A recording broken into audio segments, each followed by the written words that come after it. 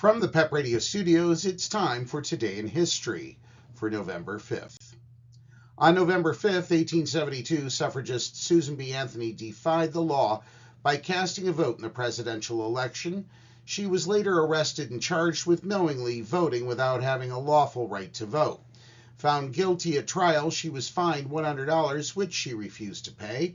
Also on this date, in 1605, the Gunpowder Plot failed as Guy Fawkes was seized before he could blow up the English Parliament. In 1912, Democrat Woodrow Wilson was elected president, defeating Progressive Party candidate Theodore Roosevelt, incumbent Republican William Howard Taft, and socialist Eugene V. Debs.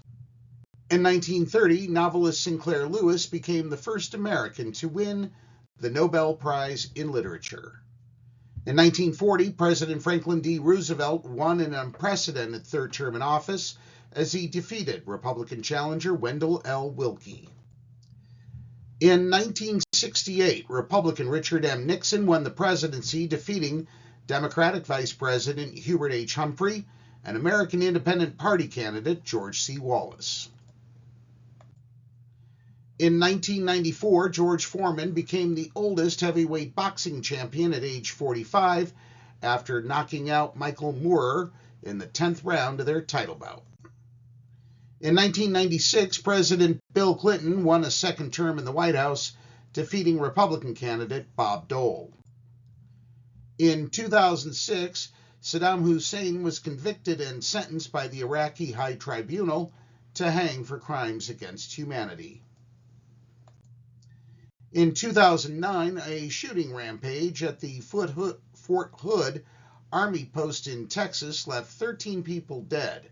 Major Nidal Hassan, an Army psychiatrist, was later convicted of murder and sentenced to death. He has not yet been executed. In 2017, a gunman armed with an assault rifle opened fire in a small South Texas church, killing more than 24 people. The shooter, Devin Patrick Kelly, was later found dead from a self-inflicted gunshot wound. And in 2021, a crush of fans during a performance by rapper Travis Scott at a Houston music festival left 10 dead as people were squeezed so tightly they couldn't breathe.